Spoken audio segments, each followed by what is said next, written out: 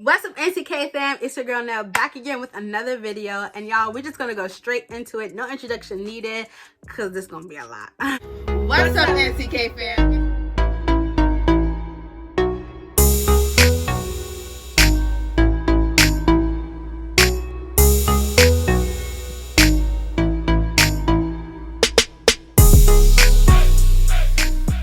So in today's video, we're going to be talking about Married at First Sight. Yes, in all my life of watching Married at First Sight, I have never seen such a triggering, emotional season like this, season 12. And so if you don't know what Married at First Sight is, it is an arranged marriage experiment, right?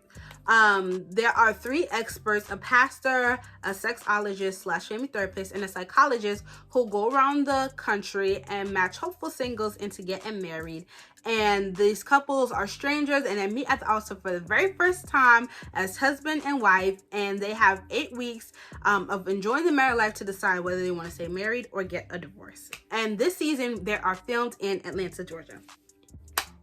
Woo child. So if you heard the buzz, if you're on Twitter, on Instagram, you would know that I'm going to be talking about Paige and Chris. This couple right here has blown everybody's mind and has put all the viewers on an emotional whirlwind. So let's get into this. Let's talk about it. So let's just break down who these people are and their stories. Let's start with Paige. So Paige is I think entrepreneur, homeowner, and I forgot what else Paige does. But Paige is a very nice girl. She grew up in the church. Yeah, and so her qualifications of looking for a man was that he would be God-fearing and, you know, would want lots of children. Chris is a Chicago native, right? And he moved to Atlanta after having his big break or whatever have you. So that's Paige and Chris. Before the couples, you know, have their big day, notified that they're a match 2 weeks prior of their actual wedding, and they have a chance to tell their family and friends to come to their wedding. So Paige, she tells her brother and her mother that she's being matched. And her brother, of course, has his cautions, has his concerns. And he's like, Paige, are you sure you want to get into this? And she was like, yeah, I feel like the experts definitely matched me with someone who was God-fearing, this, that, and the third. And her brother, who is married, he's like, okay, being God-fearing is cool or whatever, but there has to be like other qualifications that comes with that. Because the men that you've been dating in the past, they've been God-fearing, but how those relationships ended, right? And I agree with her brother, because just saying you want someone God-fearing doesn't really mean nothing to me, right? How that person lives, how does he treat people? Like, anybody could have the title of God-fearing or men of God, right? But how they live on a day-to-day basis really determines if they're really a man of God. So that's that. Chris, on the other hand, he was looking more so for someone of superficial value, right? He makes it known on several occasions when talking to his family, talking to his pastor, he's saying that he wants someone who is attractive, and if the attraction is not there, then the marriage is doomed from start to finish. It's not gonna work if he's not attracted to this girl.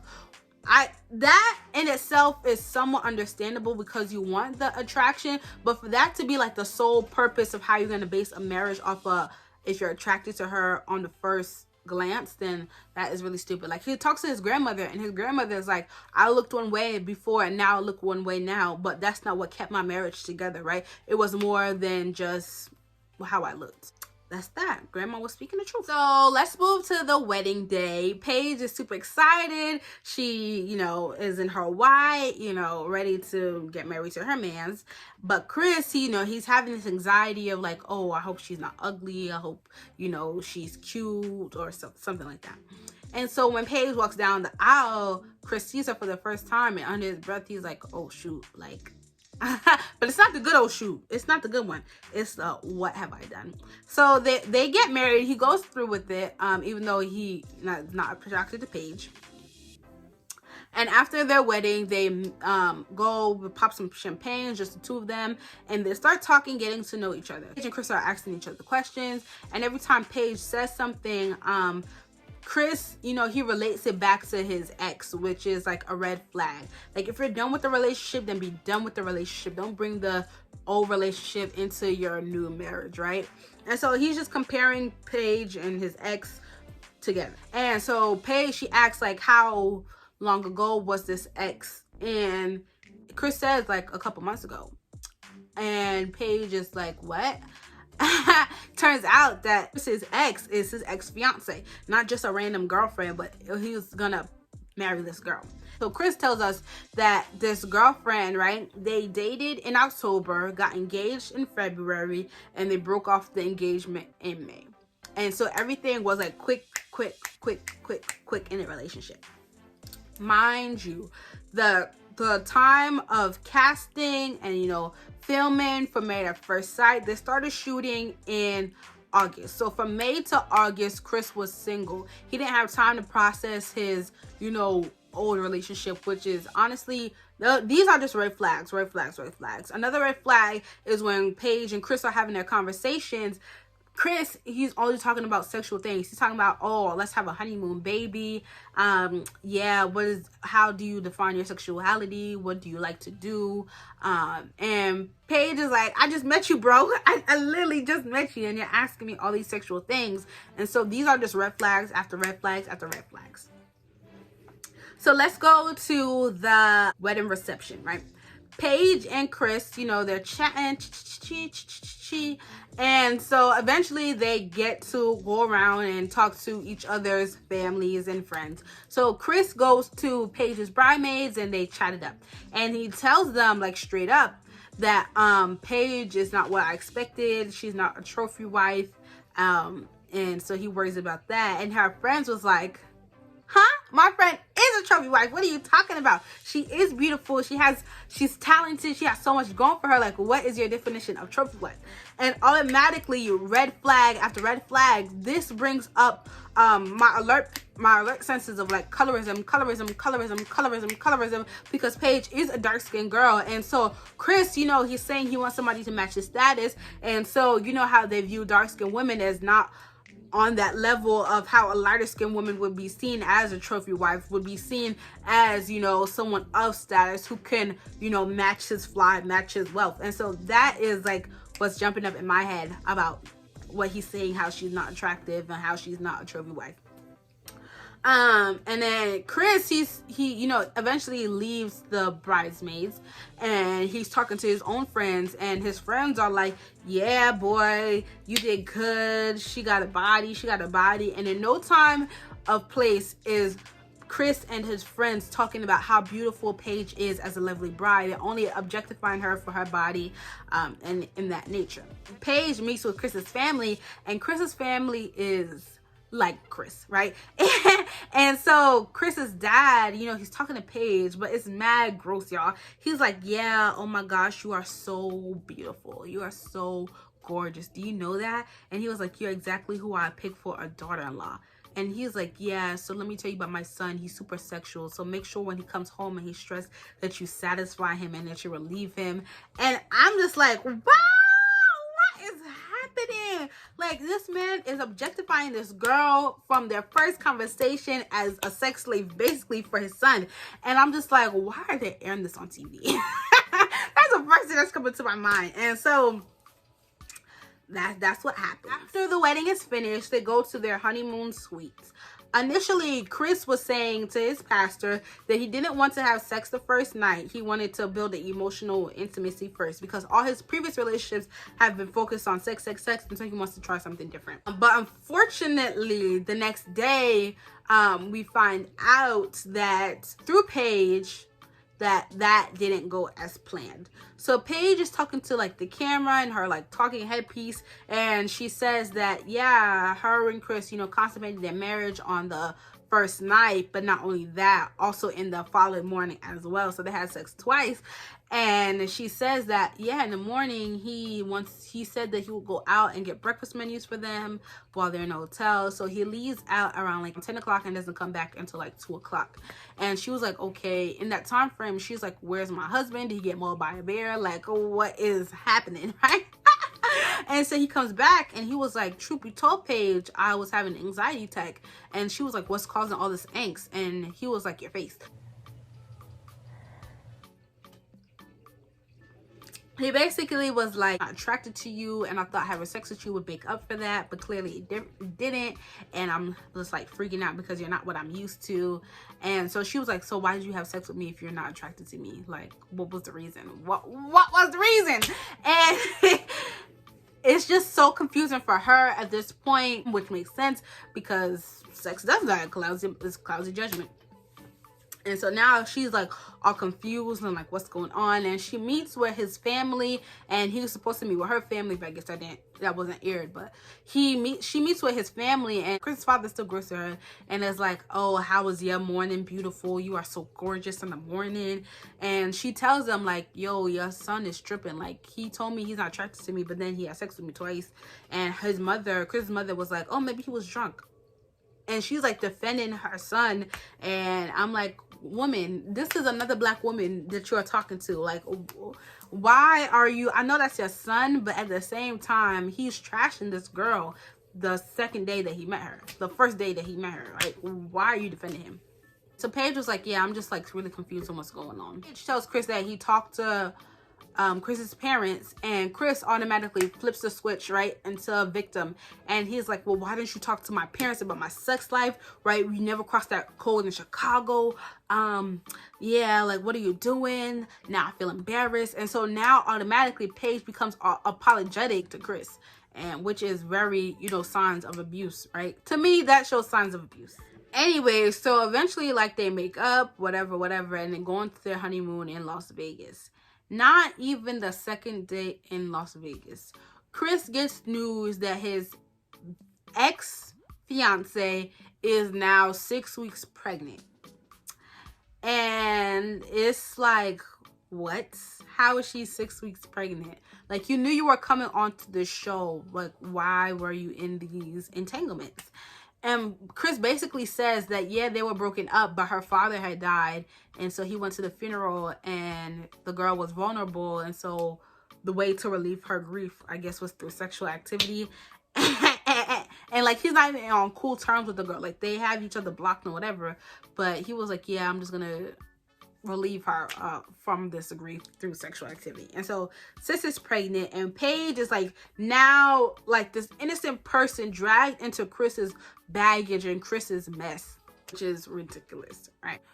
So when Chris breaks the news to Paige about his ex-fiance being pregnant, he basically is like playing this game with her where he's like clearly upset because he found the news, and she's like, tell me what's wrong. And he's like, I don't want to tell you. And she's like, tell me what's wrong, I'm your wife. He's like, no, I don't want to tell you. I don't want to tell you. Leave me alone. And so eventually he tells her, like, he brings her into the bathroom, you know, he turns on the shower, turns off the water, and tells her to turn off her mic so that the, you know, cameras don't hear.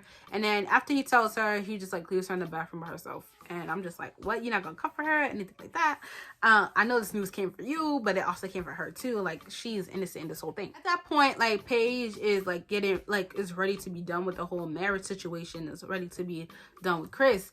But, you know, Chris is manipulative, and so he's like, yeah, let's just go out to dinner and have a talk. And so Paige, she melts, right? And so she's like, okay. And so he tells her at their dinner, like, you are my wife, and you come before like my baby and the baby mama. And so like Paige is all like, okay, we'll work it out. After that, you know, they tell the other couples on the honeymoon that, you know, Chris, this is the situation that's going on. And the other couples are like sympathetic to Paige. They're like, Paige, how you doing this? How you were doing with this? But Chris, he's not having that. And so he like leaves them as they're having their conversation, like comforting Paige. He leaves that whole thing, and he goes cries in the corner. And so now Paige has to run after him and comfort him. And he's like, it's not fair. It's not fair. It's not fair. Like, nobody's asking me how I'm doing. And so now Paige has to now become the comforter, right? And like soothe his wounds, even though he caused her all this pain and drama. So throughout the episodes, we see that constant, you know, manipulation of Chris doing wrong, and then he flips the script as victim, and now Paige has to automatically come to and comfort him. And as an audience, we're like, Paige, you should leave this, because this is clearly manipulation. This is clearly abuse that you're going through. You should leave. But every time, like, everything, one thing after another, red flag, red flag, red flag, Paige is not leaving. Like, he has to say like one thing and then he just melts, and it's like really ridiculous. There's this instance when they're, you know, all the couples, or like 3 or 4 of the couples are at the excursion, and the wives are talking, the other wives are talking to Chris. He screams and yells, and they're like, well, you need to calm down, because we're just trying to, you know, check on Paige and see how she's doing and how you're going to take care of her because of like what you dragged her through. And he basically goes off on these girls, and I'm like, first of all, I'm like, ladies, where are your husbands? Because ain't nobody coming to defend y'all against this crazy man.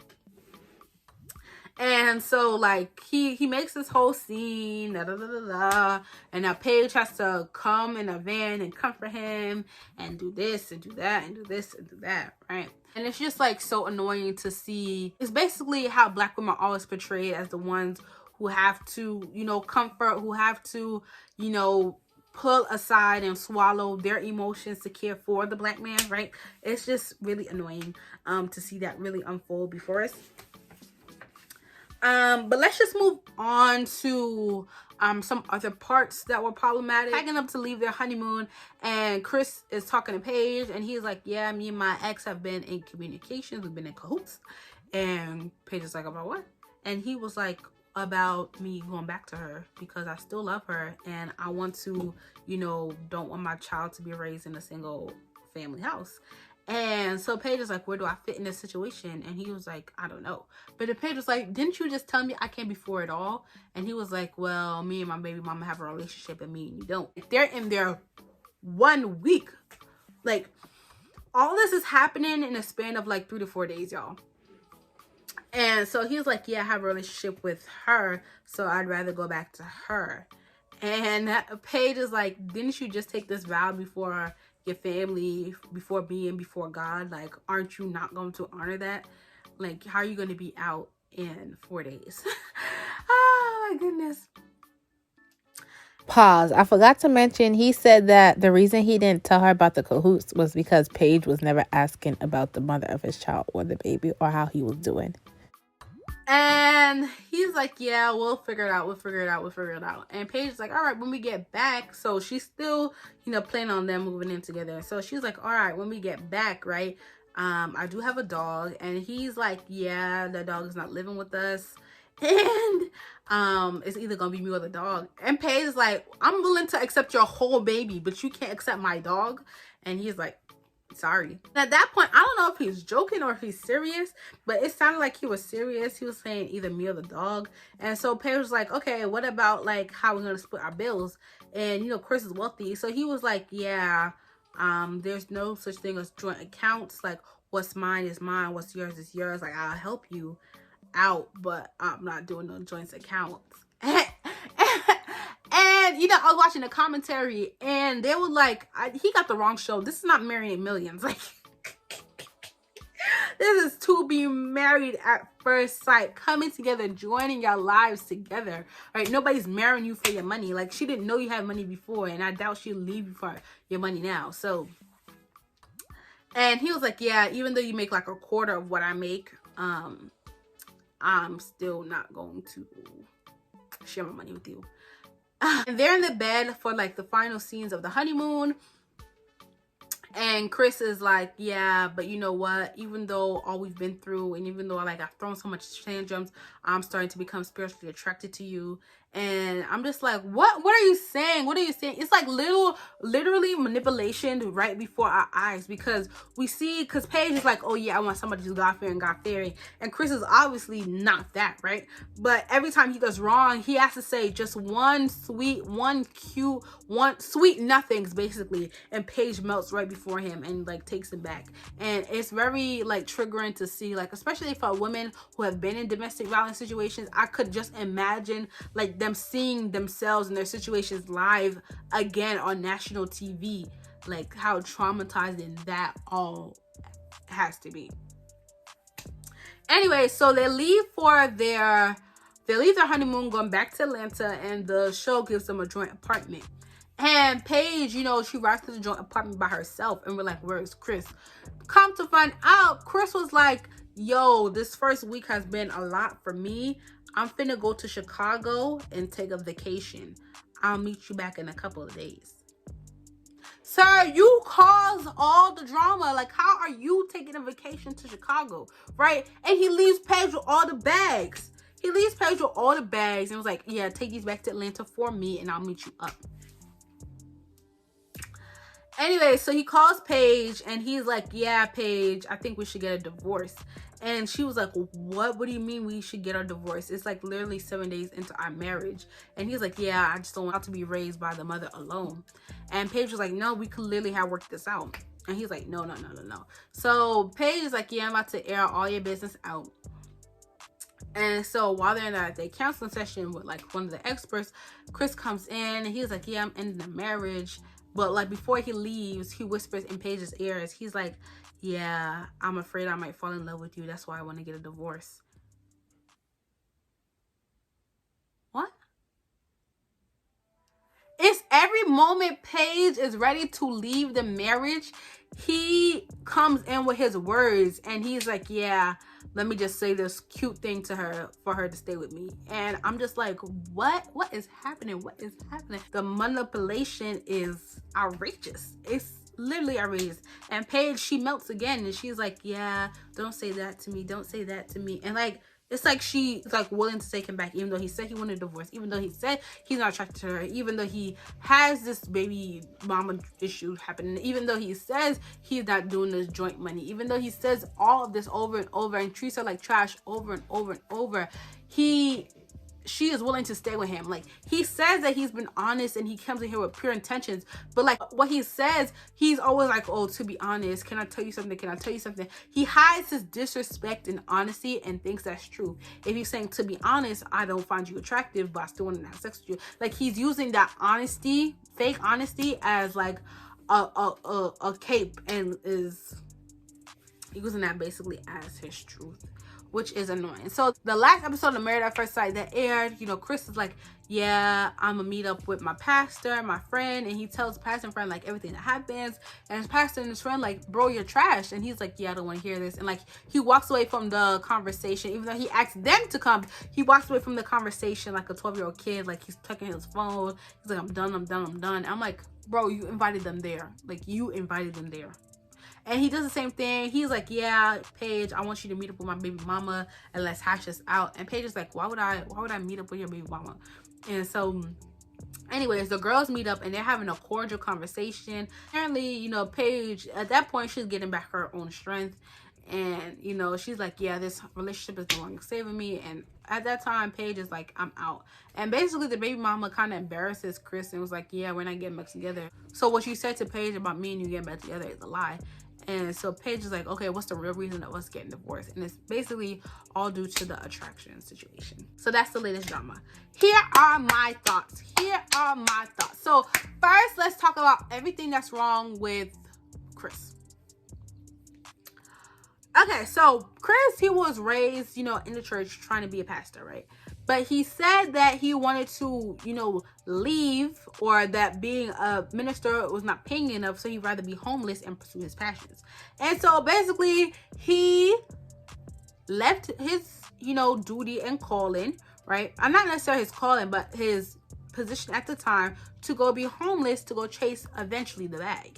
And that just says a lot about somebody's character, like how they're willing to leave their whole duty, their whole role, right, to go chase something superficial, right? And that shows like throughout their marriage. Chris, the superficial that he saw was like looks and everything, and he was willing to leave this good woman, Paige, right, in order to chase something that was never going to last, right? And so we see that happening there. Turns out actually Chris comes from Amwal, which shocks me, right? If you know, you know. So that just speaks like to Chris's whole demeanor of like, I'm going to leave what has substance in order to chase something that's superficial, and hopefully it lands me on the best. And that reminds me of like Pastor Michael Todd's story, like from Transformation Church. He was like, yeah, he had this opportunity to, you know, chase the superficial or to stay with substance, and he decided to stay with substance, and that substance eventually led to surpass anything that superficial could ever have given him, right? And so that speaks to Chris's nature. Like the fact that he is such a manipulator, the fact that the experts even talk about how Chris, when they first interviewed him for the show, because the audience is like, how could the experts let this man come on the show? And the experts is like, he bamboozled us too, because the Chris that they saw was not the Chris that he had interviewed as, right? He had a completely different persona. He had a completely different attitude, a completely different look on marriage, a completely different look on like the person that he wanted to marry. And as soon as the cameras turned on, he did a 180. So that just speaks to how fake he is, right? The fact that he, you know, can say whatever he wants and hide that behind like fake honesty and like manipulate this girl and say like sweet nothings to her to make her melt into his arms is very disgusting. And he wants all the attention on him. Like, it's very narcissistic behavior, very abusive behavior. And that's my qualms with Chris. Like, everything is a qualm with Chris. He is a man child. He is disgusting.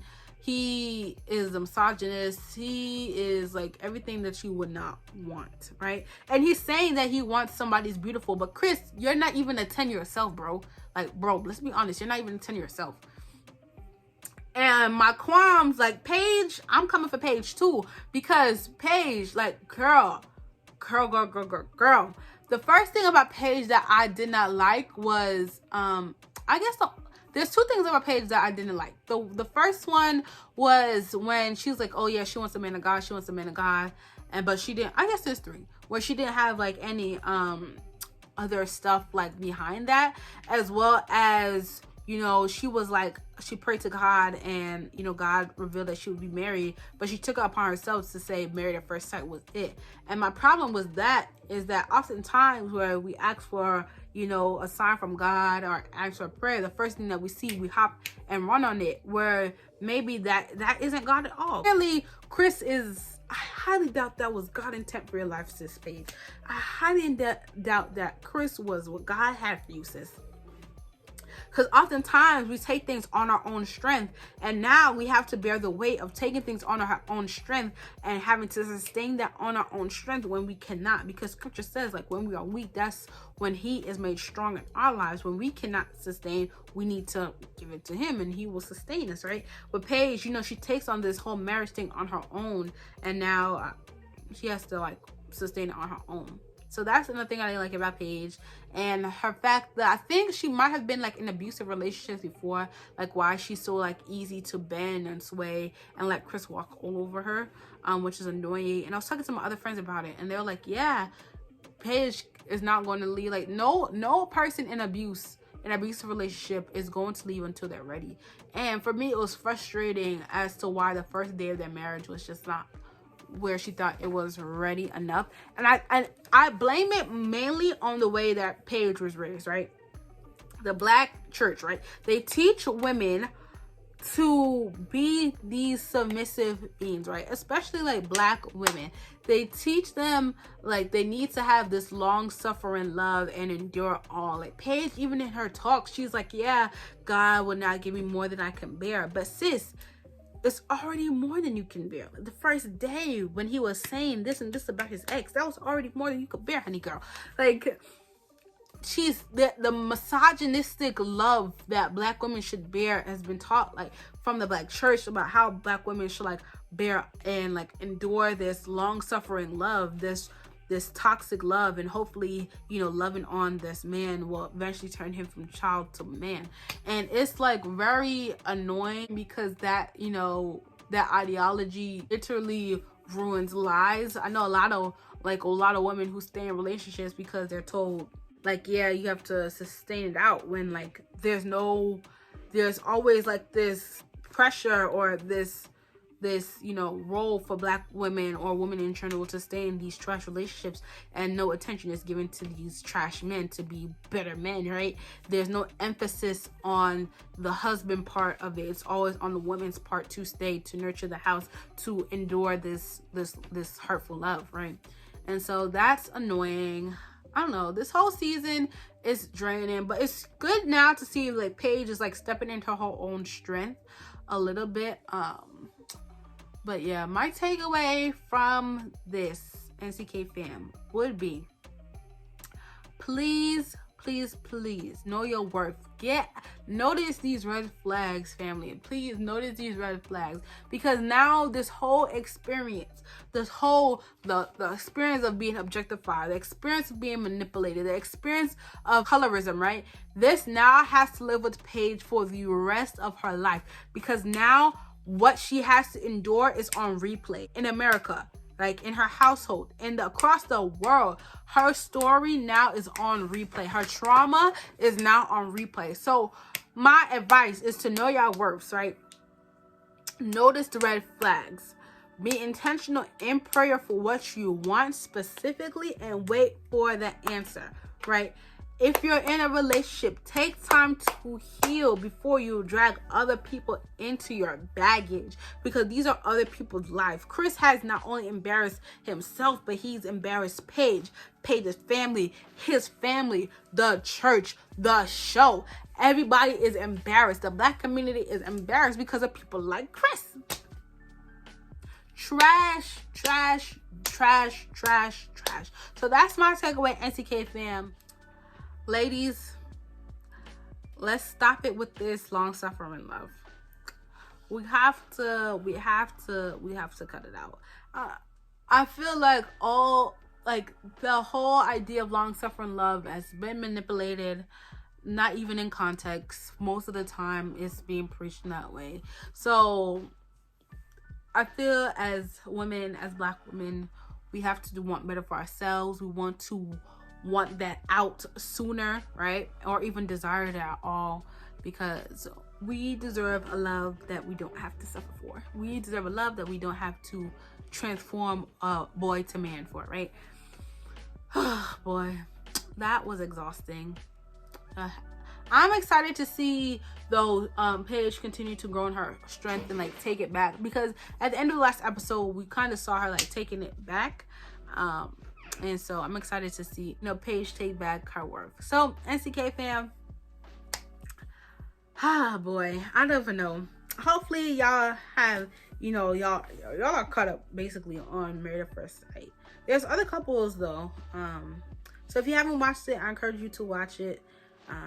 Yeah, and then I was thinking, because there are a lot of commentators who like do like things, stuff like this, and they talk about like the episodes as they happen, like episode by episode. And so if you want to see something like that from NCK fam, I would love to do that. I would really love, like, if we watch the season together, me and y'all, and when an episode is finished, we like review it together and y'all hear my thoughts about it, and y'all can sound off on the comments. That would be really fun. If y'all have a show in mind that you would want me and y'all to watch, or if that is even a segment that y'all would enjoy, let me know. But that's all I have for today's episode, NCK fam. I'll talk to you in the next one. Bye.